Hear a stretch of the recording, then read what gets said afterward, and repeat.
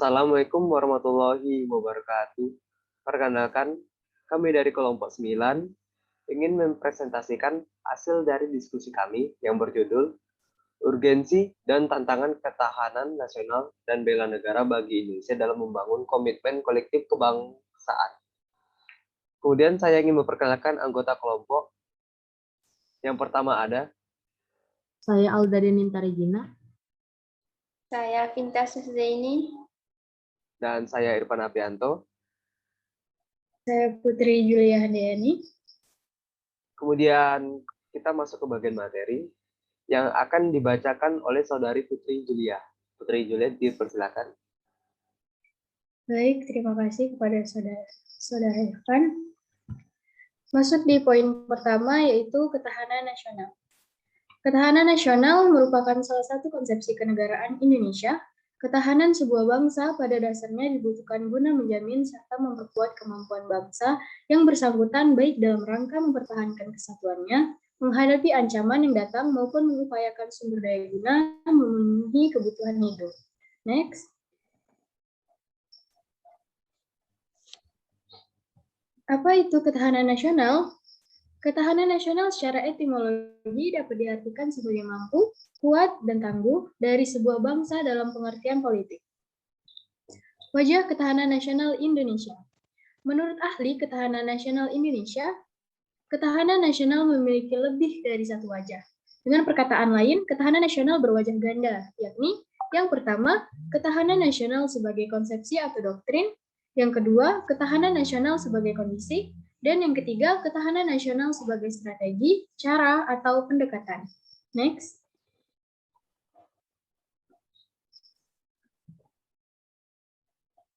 Dimensi dan ketahanan nasional berlapis. Ketahanan nasional Indonesia juga memiliki banyak dimensi dan konsep ketahanan berlapis. Oleh karena aspek-aspek baik alamiah dan sosial mempengaruhi kondisi ketahanan nasional, maka dimensi aspek atau bidang dari ketahanan Indonesia juga berkembang. Selanjutnya akan dibacakan oleh Alda. Terima kasih Saudari Putri. Mengapa diperlukan ketahanan nasional dan bela negara? Karena untuk mencegah dan menanggulangi adanya ancaman yang datang dari dalam atau luar negara yang bisa mengganggu stabilitas nasional. Ketahanan nasional adalah suatu kondisi di mana suatu negara bisa menanggulangi adanya ancaman yang berasal dari dalam ataupun luar negeri. Next. Mengapa bangsa Indonesia tetap mampu bertahan menghadapi serbuan ideologi komunis, padahal negara-negara lain banyak yang berguguran? Karena bangsa Indonesia memiliki ketahanan nasional, khususnya pada aspek ideologi. 3 aspek kehidupan alamiah, yaitu 1. Gerata, letak, dan kedudukan geografis. 2. Gerata keadaan dan kekayaan alam. 3. Gerata keadaan dan kemampuan penduduk. 5 aspek kehidupan sosial atau pancagerata, yaitu 1. Gerata ideologi, 2. Gerata politik, 3. Gerata ekonomi, 4. Gerata sosial budaya, dan 5. Gerata pertahanan dan keamanan. Next.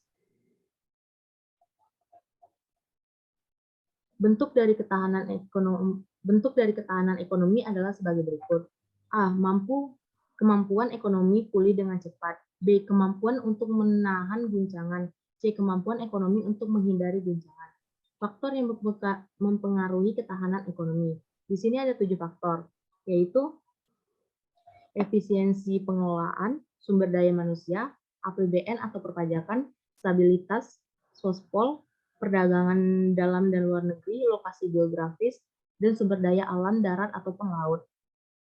Baik, akan dilanjutkan oleh Vinta. Terima kasih Pak Saudari Alda. Selanjutnya saya akan membacakan materi tentang esensi dan urgensi bela negara. Bela negara secara visi adalah memanggul senjata dalam menghadapi musuh secara militer. Bela negara secara visi pengertiannya lebih sempit daripada bela negara secara non-visi. Next.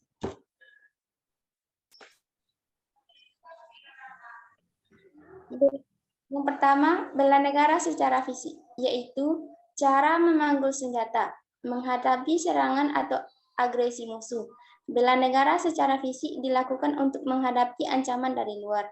Yang kedua, bela negara secara non-fisik, yaitu segala upaya untuk mempertahankan negara kesatuan Republik Indonesia dengan cara meningkatkan kesadaran berbangsa dan bernegara, menanamkan kecintaan terhadap tanah air, salah satunya diwujudkan dengan sadar dan taat membayar pajak, serta berperan aktif dalam memajukan bangsa dan negara, termasuk penanggulangan ancaman dan lain sebagainya. Selanjutnya,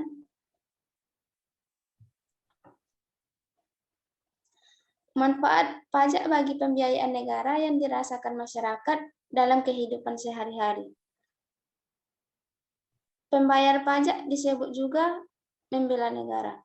Baik, hanya sekian yang dapat saya sampaikan. Saya kembalikan kepada moderator. Terima kasih buat Saudari Binta.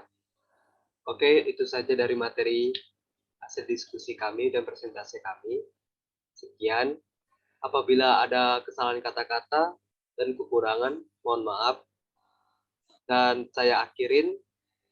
Wassalamualaikum warahmatullahi wabarakatuh.